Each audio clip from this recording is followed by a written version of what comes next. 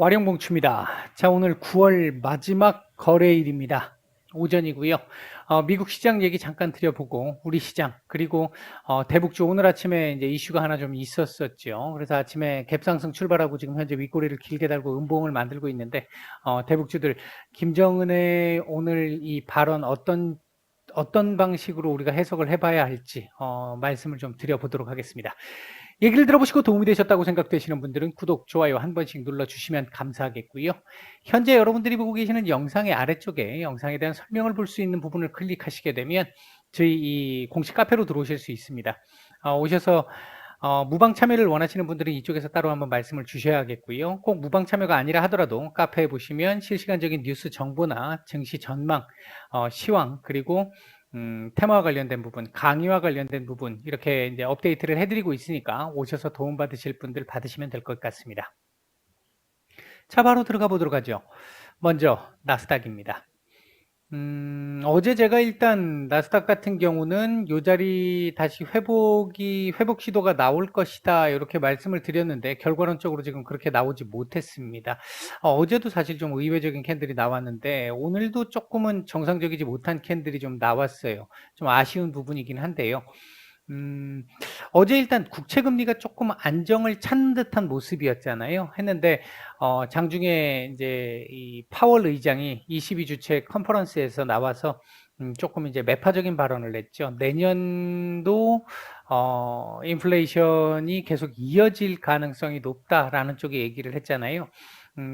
올 여름까지만 해도 일시적이다. 하반기 되면 뭐 하반기 되기 전에 잡힐 수도 있다라는 쪽에 얘기가 있었었고 옐런 재무장관은 금년 안으로 아마 인플레이션 잡힐 것이다 이런 얘기들이 올 한 해 계속 지배를 해왔었는데 오늘 이제 파월 의장의 얘기는 내년도 인플레이션의 우려가 좀 있다 이런 쪽의 얘기가 나오면서 2022년 내년에 강한 경제 성장을 보일 것이다라는 쪽의 얘기도 나오면서 이제 경제에 대한 자신감도 표명을 했습니다만 전체적으로 인플레이션에 대한 우려를 조금 더 높였다라고 볼 수 있는 부분, 이 부분이 결국은 지금 테이퍼링의 속도를 또 빠르게 만들 수 있다라는 점 하나.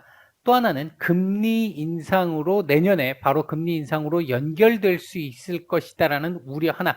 이런 부분들이 조금 작용을 하면서 국채금리 상승하던 국채금리가 조금 꺾이는 모습을 보였는데 다시 이제 기름을 붓는 그런 모습이 좀 나왔죠. 물론 어제 하락 마감을 했습니다만 그 부분은 좀 다행스러웠죠. 다행스러웠습니다만 만족스러운 정도의 상황은 아니었습니다. 그래서 파월 의장의 얘기 이후에 반등이 나오던 시장이 다시 미끄러지는 이런 모습들이 좀 나왔었죠. 전체적으로 현재 남아있는 이 불확실성적인 측면을 놓고 보면요, 정부 예산안, 이제 일명 이제 뭐 셧다운 방지법이라고 얘기할 수 있는 부분인데 금일 또는 이제 최대 우리 시간으로 내일까지 일단 처리를 할 걸로 보여집니다. 이 부분에 대해서는 일단 기존에 부채한도 협상이라든지 그다음에 이제 부양책 등하고 연계를 해가지고 통과를 시키려고 했잖아요, 민주당이. 그래서 지난번에 어제 그저께 이제 부결을 시켰던 거잖아요. 부결을 시켰던 부분인데 일단 요 예산안만 따로 떼가지고 우선적으로 급하니까 통과를 좀 시켰으면 좋겠다라는 쪽으로 방향선회를 하게 되니까 공화당 쪽에서도 일단 따로 떼서 요것만 일단 하는 부분은 우리도 뭐 크게 반대할 생각 없어. 요런 정도의 얘기는 지금 나온 상태입니다. 다만 이제 부채 한도 협상 아마 그래서 정부 예산안은 빠르면 오늘 우리 시간으로 오늘 오후 정도 아니거나 아니면 늦어도 내일 정도면 통과가 될 걸로 보고 있습니다. 이거 통과 안 되면 조금 문제가 있으니까 일단 통과가 될 걸로 보고 있고요.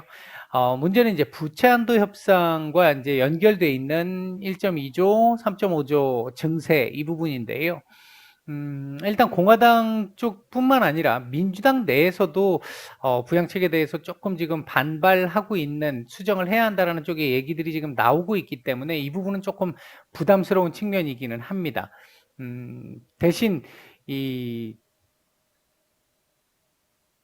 부채 한도 협상 같은 경우도 기존에 반대를 했었던 민주당 의원들이 몇 분 있었는데 이제 그분들하고 어느 정도 합의가 된 상태로 내일 다시 부채 한도 협상 투표를 하겠다라는 쪽으로 지금 얘기를 해놓은 상태라서 이 부분은 지금 현재 불확실성으로 남아 있는데 일말의 기대감도 지금 있습니다. 일단 부채 한도 협상은 10월 18일까지 돼야 되는 부분이기 때문에 아직 여유가 좀 있단 말이죠. 있는데 내일 일단 처리를 할 때 같이 지금 처리를 하려고 하는 부분인데 민주당 내에서도 반대가 있었기 때문에 지금 안 됐던 부분인데 이 부분을 일단 어느 정도는 또 좀 주워 담은 것 같아요. 주워 담은 것 같은데 딱 한 분이 지금 남았습니다. 샌더스. 뭐 대선 후보로도 나왔었죠. 샌더스 의원이 굳이 이렇게 급하게 서두를 필요 있나? 좀 더 논의를 해서 올바른 법을 만들어서 조금 제대로 하자. 요 구간까지 일단 조금 더 기다려보자. 이런 쪽에 지금 얘기가 나온 상태라서 현재는 불확실성이 남아있는 상태입니다. 따라서 예산안은, 이제 일명 셧다운 방지법 얘는 오늘 또는 내일 정도면 얘는 해결이 될 거라고 일단 보고 있고요. 부채 한도 협상은, 내일 투표가 예정이 돼 있습니다만, 조금 딜레이 될 가능성, 제가 그동안 계속해서 말씀드렸던 게 10월 중순 말씀을 드렸잖아요.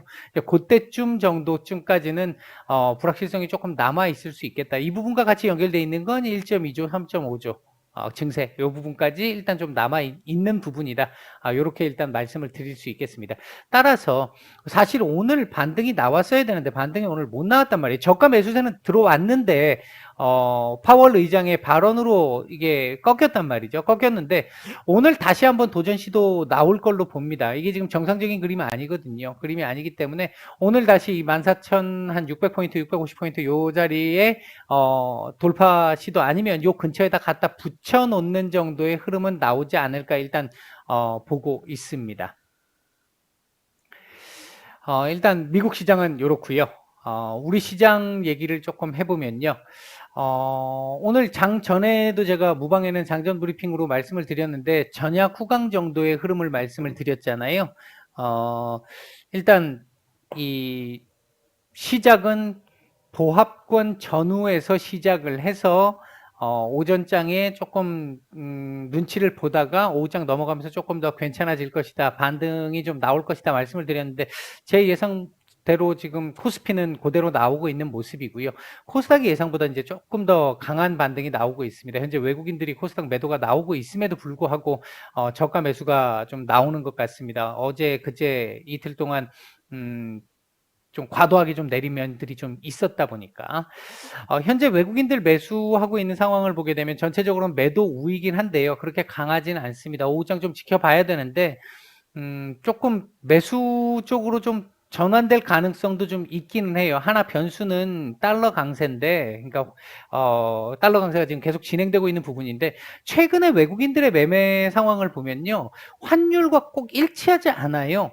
환율도 또 달러 강세와 꼭 일치하지도 않고 이제 이 지금 디커플링이 조금씩 지금 되고 있는 상황들이 지금 나오고 있어서 충분히 가능성은 있다. 외국인들의 오후장, 외국인들의 매수 가능성 있다 일단 보고 있고요. 시장 전체적인 수급은 아침에 하단을 지지하려는 정도의 수급 정도는 나왔는데 그렇게 썩 좋은 편은 아니었거든요. 근데 개선세는 조금씩 나오고 있었었고 지금 현재는 시장 전체적인 수급은 괜찮습니다. 시장 전체적인 수급이 괜찮다라는 얘기는 하단이 제한적이다. 지지를 받을 가능성이 조금 높은 상황이다 라고 볼 수 있겠고요. 그렇게 된다고 한다면 어제 말씀을 드렸던 부분이 이렇게 조금씩 오늘 하루 만에 여기 3,100까지 회복하기는 어렵겠지만 이렇게 올라오면서 오늘 내일 정도까지 늦으면 다음 주 주초까지 해서 다시 원상 복귀 시켜주는 그림 나올 것으로 본다. 일단 그 시각은 그대로 유지하고 있습니다. 전체적으로 봤었을 때 그렇게 우리 시장 지금 이렇게 반응할 부분 분명히 아니었습니다. 좀 과도했어요. 과도했기 때문에 조금 반등이 좀 나올 걸로 보고 있다. 추가적으로 그렇게 말씀을 드리겠습니다. 금요일 움직이고 있는 섹터들 보게 되면 대북주들 이제 쑥 내려갔네요. 전체적으로 대북주도 좀 내려갔고요. 전반적으로 놓고 보면 영화, 영상 컨텐츠 섹터들 지금 좋은 모습 나오고 있고요. 그 다음에 이게 이제 오징어 게임 영향이고 엔터 섹터들 그리고 음반, 지금 이 부분은 이제 엔터 섹터들의 그 공연, BTS 공연, 대면 공연 지금 일정 나오고 했잖아요. 이제 그 부분이 좀 반영이 되는 것 같습니다. 2차 전지 섹터들도 조금씩 또 올라오려고 폼을 잡습니다. 이건 리비안 관련된 부분 때문에 그렇겠죠. 리비안 관련주들도 오늘도 괜찮으니까요. 자, 현재 외국인들 매수하고 있는 종목들 보게 되면 많지는 않습니다. 매수량이. 삼성전자, SK텔레콤, SK하이닉스 정도 있고요. 매도 상위 쪽에서는 삼성전자 우 정도 눈에 띄는 정도의 매도가 나오고 있습니다. 죄송합니다. 코스닥 쪽에서는 에코프로비엠 매수가 제법 괜찮습니다. SNS텍, 네이처셀 정도 눈에 띄고요. 매도 상위 쪽에서는 아난티 매도가 상당합니다.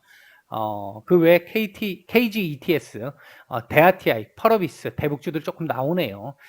데브시스터즈, 동진 세미캠 뭐 이런 종목들 외국인들 매도가 조금씩 나오고 있는 정도의 모습입니다. 전체적으로 일단 최근 비이성적인 하락으로 3,100을 깼고요. 3,050까지도 깬 상태잖아요. 이건 좀 문제가 있을 정도로 이건 과도하다라고 판단이 드는 정도였고 그동안 말씀을 드렸습니다. 이 부분이 지금 조금씩 반영이 되면서 반등이 좀 나와주고 있는데 오후장 조금 더 강한 반등 기대를 해보고 있습니다. 일단 이 정도까지 정리해 드리겠습니다. 대북주 얘기 잠깐 좀 해볼게요. 오늘 이 김정은 위원장의 그 통신선 복원 얘기가 있었잖아요. 이 뉴스를 어떻게 봐야 되겠느냐라는 게 이제 문제인데요. 일단 기본적으로 김정은이 직접 언급했다라는 쪽에서 이건 일단 될 가능성이 높겠죠. 그렇다는 얘기는 전체적으로 봤었을 때 남북관계 조금 최근 기존보다는 나아질 수 있는 배경은 되겠다. 하나 얘기할 수 있는 부분이 있겠고요.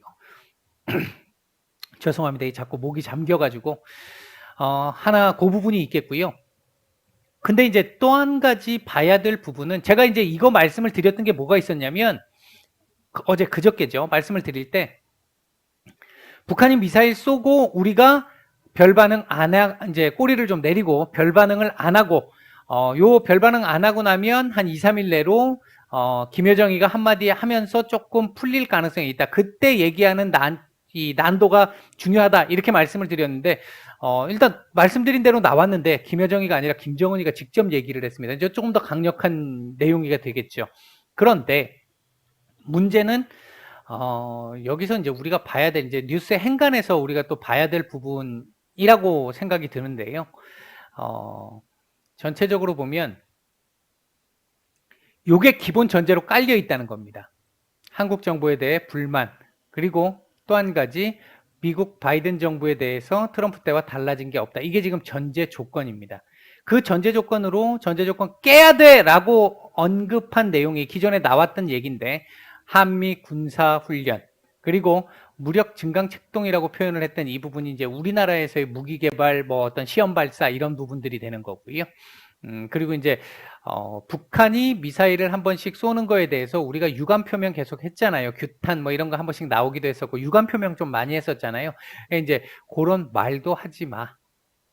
니네가 쏘는 거 우리 별말 안 하듯이 니네도 우리 쏘는 거 아무 말 하지 마. 이 얘기 한 겁니다. 이제 이 부분이 남북 정상회담 쪽에 우리가 지금 너무 이렇게 좀 쏠려 있는 측면이 좀 강하게 있잖아요.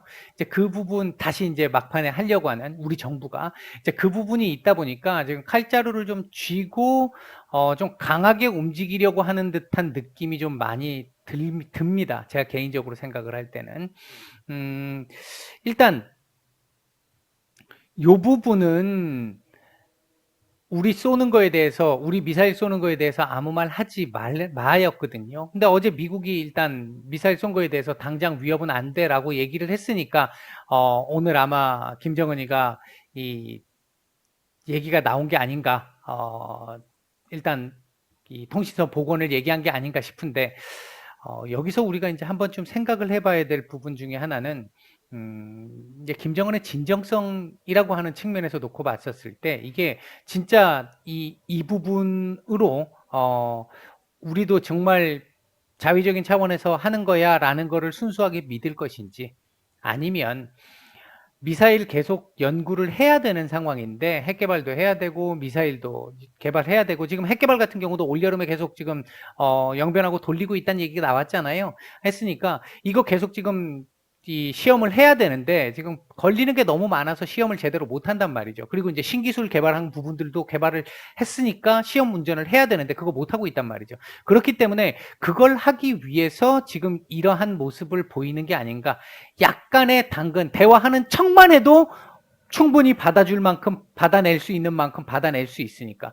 또는 조금 더 받아낸다면 대화 일부 조금만 몇 번만 해도 대화를 하는 척 몇 번만 해줘도 어느 정도 받아낼 수 있는 부분을 받아낼 수 있는 시기다라고 지금 판단을 하고 있는 게 아닌가라는 생각이 좀 들어서 그래서 제가 오늘 무방에서도 좀 애매하게 좀 더 고민을 좀 해봐야 되는 부분이 있다라고 장전에 제가 말씀을 드렸던 부분입니다. 현재 지금 대북주들 보면 이 부분이 지금 반영이 되고 있는 듯한 느낌이거든요. 분명히 순수하게 우리가 3년 전으로 돌아가서 3년 4년 전으로 돌아가서 순수하게 놓고 본다라고 한다면 오늘같이 통신선 복구라고 했었을 경우에는 오늘 많이 올라가야 되는 게 정상입니다.